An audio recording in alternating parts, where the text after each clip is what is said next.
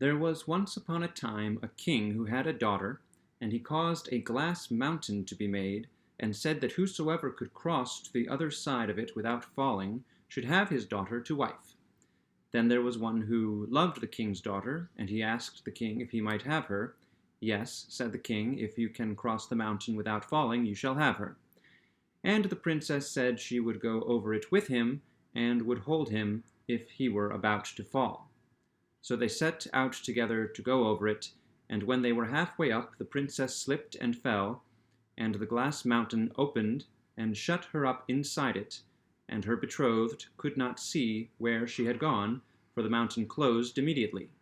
Then he wept and lamented much, and the king was miserable too, and had the mountain broken open where she had been lost, and thought he would be able to get her out again, but they could not find the place into which she had fallen.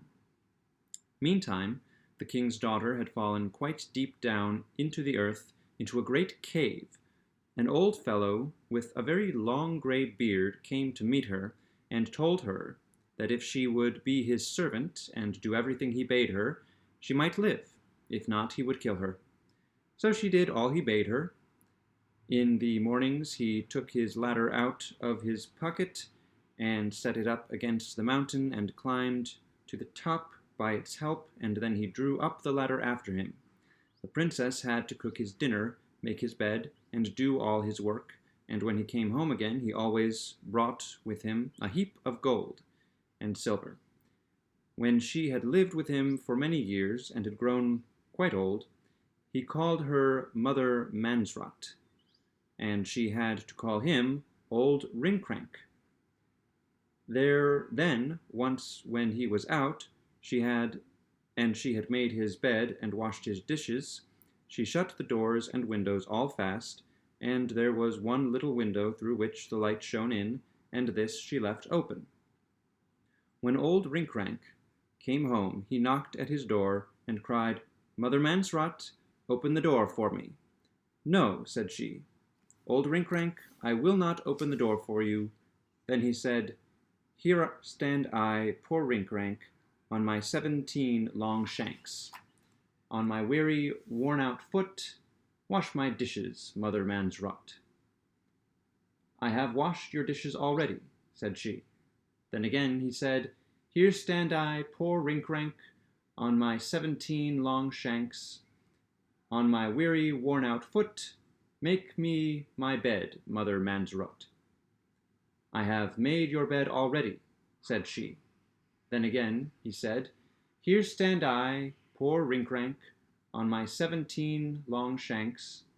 On my weary, worn-out foot, open the door, Mother Mansrot."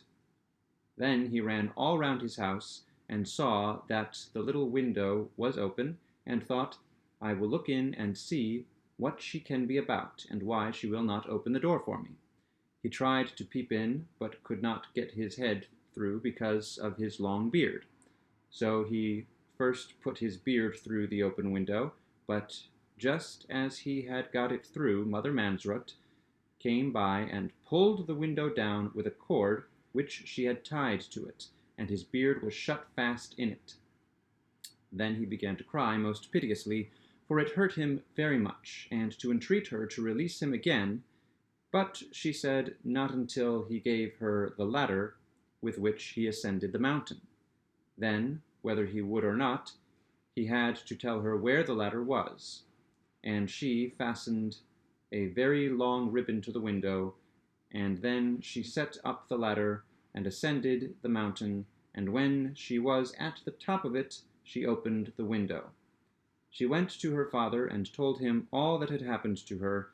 The king rejoiced greatly, and her betrothed was still there, and they went and dug up the mountain, and found old Rinkrank inside it, with all his gold and silver. Then the king had old Rinkrank put to death, and took all his gold and silver. The princess married her betrothed, and lived right happily in great luxury and joy.